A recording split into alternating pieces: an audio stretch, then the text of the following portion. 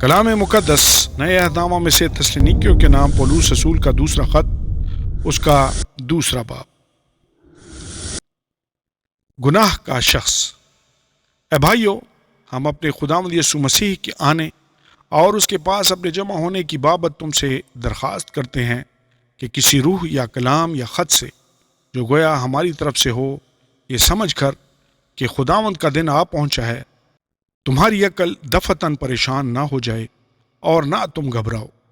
کسی طرح سے کسی کے فریب میں نہ آنا، کیونکہ وہ دن نہیں آئے گا جب تک کہ پہلے برگشتگی نہ ہو اور وہ گناہ کا شخص یعنی ہلاکت کا فرزند ظاہر نہ ہو،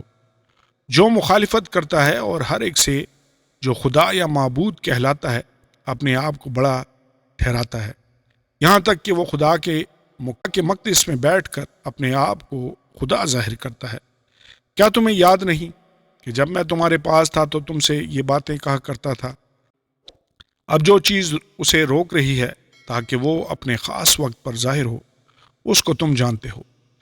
کیونکہ بے دینی کا بھید تو اب بھی تاثیر کرتا جاتا ہے، مگر اب ایک روکنے والا ہے، اور جب تک وہ دور نہ کیا جائے روکے رہے گا۔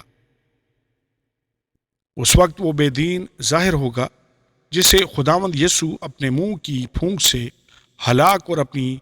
آمد کی تجلی سے نیست کرے گا، اور جس کی آمد شیطان کی تاثیر کے موافق ہر طرح کی جھوٹی قدرت اور نشانوں اور عجیب کاموں کے ساتھ اور ہلاک ہونے والوں کے لیے ناراستی کے ہر طرح کے دھوکے کے ساتھ ہوگی، اس واسطے کہ انہوں نے حق کی محبت کو اختیار نہ کیا جس سے ان کی نجات ہوتی۔ اسی سبب سے خدا ان کے پاس گمراہ کرنے والی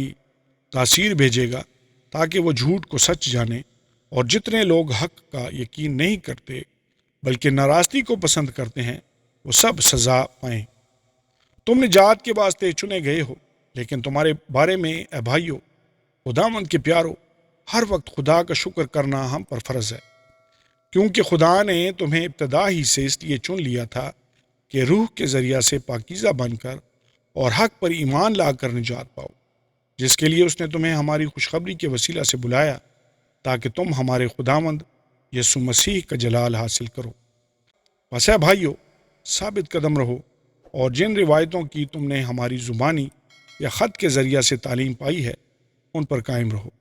اب ہمارا خداوند یسوع مسیح خود اور ہمارا باپ خدا، جس نے ہم سے محبت رکھی اور فضل سے ابدی تسلی اور اچھی امید بخشی، تمہارے دلوں کو تسلی دے اور ہر ایک نیک کام اور کلام میں مضبوط کرے۔ آمین اور آمین۔